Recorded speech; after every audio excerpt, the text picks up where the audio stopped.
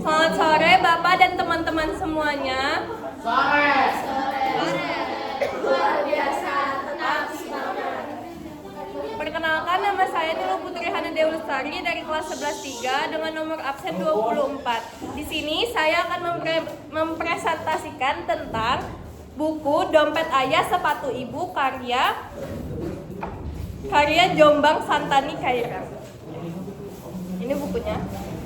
Jadi di sini mengisahkan sebenarnya banyak sekali tokoh dan banyak sekali cerita, tapi dia itu mengarah kepada dua tokoh utama, yaitu Zena dan Asrul. Pertama, Zena ini adalah anak ke-6 dari 11 bersaudara dengan latar belakang yang miskin. Jadi keluarga mereka itu setiap hari bergelut dengan kemiskinan. Jadi dari kecil Zena ini tuh sudah sangat-sangat bekerja keras.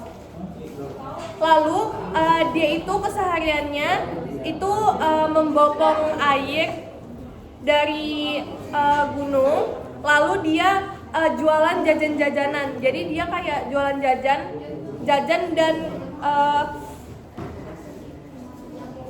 jagung rebus dari atas gunung, baru turun lagi, naik lagi, turun lagi gitu setiap harinya kayak gitu, dan ngomong adik-adiknya yang pastinya. Jadi kehidupannya itu sangat sedih. Ada suatu ketika dia bawa adik-adiknya untuk ngambil air, terus adik-adiknya itu melihat warung yang jualan biskuit. Adik-adiknya itu pengen banget makan biskuit, tapi Zena mau nggak mau dia tuh harus ngomong kalau misalkan mereka nggak punya uang, jadi nggak bisa beli apa-apa. Sebenarnya dari dulu adik-adiknya itu nggak pernah makan yang namanya permen, biskuit, jajan-jajanan dan lain-lain, karena mereka nggak punya uang untuk beli itu sama sekali. Bahkan untuk makan pakai nasi dan garam aja itu adalah makanan istimewa mereka. Selanjutnya kita ke tokoh kedua, yaitu Asrul. Dia ini diceritakan sebagai tokoh yang tetap sama. Jadi keluarganya itu adalah keluarga yang menengah ke bawah. Dia tuh anak pertama dari 3 bersaudara. Lalu si Asrul ini dia memiliki ayah sama ibu, tapi ayahnya itu menikah lagi. Total ayahnya itu menikah 3 kali. Lalu Asrul ini tumbuh dan berkembang dengan kerja keras juga. Jadi dia bekerja keras untuk kebutuhan keluarga, makan dan lain-lain, seperti Zena tadi. Jadi Asrul ini tuh benar-benar bekerja keras untuk adik-adiknya, ibunya, dan keluarganya juga dia. Jadi Asrul ini tuh pernah waktu dia masih kecil, dia pernah dipukulin sama ayahnya karena dia itu nggak naik kelas. Jadi waktu itu dia masih kelas 1 SD mau naik ke kelas 2, dia tuh nggak naik kelas karena dia nggak bisa baca. Jadi dia belum tuntas bacanya. Karena memang Asrul ini adalah anak yang kurang bisa mengikuti sekitarnya. Jadi dia nggak naik kelas karena dia belum bisa baca. Lalu pada saat itu juga ayahnya yang mengetahui nilai rapotnya dan dia tidak naik kelas, akhirnya dia dipukulin pakai rotan oleh ayahnya di bagian kaki dan tubuhnya. Ibunya nggak bisa apa-apa, ibunya hanya bisa diam. Adiknya memang dia ketawa-ketawa karena adiknya nggak tahu apa-apa tentang hal seperti itu. Dia mengira itu adalah hal lucu. Lalu Asrul nggak bisa apa-apa, dia menangis dan meminta maaf saja. Dan ayahnya sangat-sangat kejam. Di saat itu mamanya atau ibunya sedang hamil tua anak ketiga. Lalu ibu Asrul yang udah nggak bisa nahan rasa sedihnya dia, akhirnya dia datang ke Asrul dan ke ayahnya untuk memisahkan mereka, untuk menyudahi pukulan-pukulan tersebut. Lalu ibu Asrul tuh bilang kalau misalkan itu dia sudah menunggu, ingin pulang. Dia yang dimaksud itu adalah istri kedua dari ayah. Nah si si istri kedua ini memang baru dinikahi setelah ibunya Asrul itu hamil anak ketiga. Jadi bisa dibayangin ya seberapa hancur kehidupannya Asrul dan adiknya itu. Bahkan belum lahir pun ayahnya itu sudah gak ada di sisinya setiap saat. Tapi walaupun begitu, ayahnya Asrul tetap bertanggung jawab untuk memberikan nafkah. Walaupun mungkin nafkahnya tidak cukup untuk menghidupkan 3 orang dalam satu keluarga, tapi itu mungkin cukup membantu.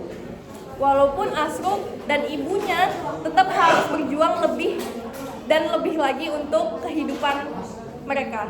Jadi Asrul dan Zena ini memiliki riwayat atau latar belakang yang lumayan mirip karena mereka lahir dan tumbuh besar di keluarga yang miskin.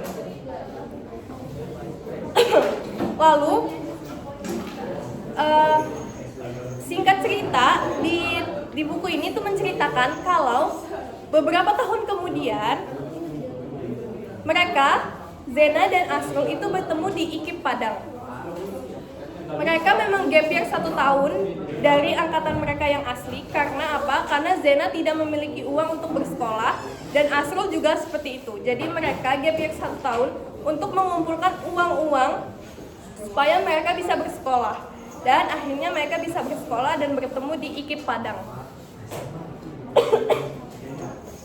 Lalu setelah itu mereka menjalankan hari-hari mereka yang cukup berat karena satu latar belakang. Jadi mereka saling mengerti dan akhirnya mereka menikah dan menjadi keluarga seutuhnya. Lalu singkat cerita, Asrul dan Zena memiliki anak. Dan for your information, jadi si Zena sudah sukses, Asrul juga sudah sukses. Mereka mengangkat semua derajat keluarga mereka. Bahkan Zena bisa menguliahkan adik-adiknya yang banyak itu. Baru beberapa saat kemudian setelah dia punya anak, anaknya ini ingin sekali masuk Universitas Indonesia. Tapi di saat itu juga Zena dan Asrul tidak memiliki uang yang banyak. Karena apa? Karena biaya pengobatan ayahnya. Jadi beberapa waktu yang lalu ayahnya itu menjadi korban gempa bumi. Jadi dia sangat-sangat terluka parah. Setelah itu dia merawat ayahnya Asrul dengan baik dan juga merawatnya dengan sampai sembuh intinya. Baru setelah sembuh beberapa minggu kemudian ayahnya Asrul ini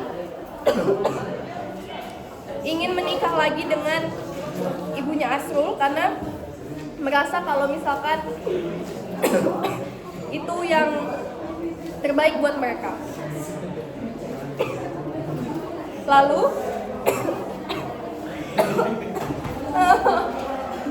mau minum.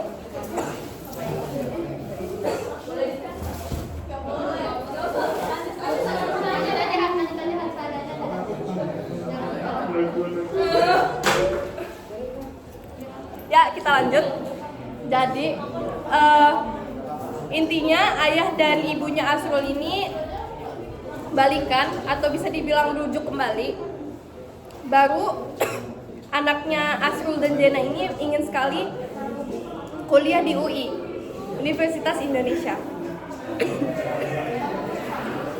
Tapi mereka nggak punya cukup uang untuk sekolahkan anaknya di sana karena itu adalah perantauan. Jadi dia harus membiayai kayak tempat tinggal, makan dan lain-lain. Jadi si Asrul dan Zena ini berpikir untuk minjam uang, tapi si Asrul bilang kayak seumur hidup aku nggak akan pernah minjam uang ke orang.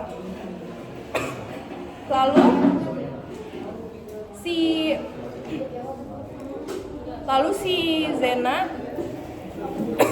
ingin meminta saran kepada adik-adiknya, dan ternyata adik-adiknya itu mau membalas budi kepada Zena. Dia memberikan uang saku kepada anaknya Zena untuk bisa untuk anaknya itu bisa berkuah gitu. Dan diakhiri dengan keluarganya hidup bahagia, anaknya sudah menjadi pembuat buku novel terbaik yang bernama Joven, anak yang bernama Joven sudah membuat novel banyak di perpustakaan. Jadi dia kayak jual-jual novel, jual-jual karya dia untuk dijadikan buku dan juga dijual ke banyak tempat.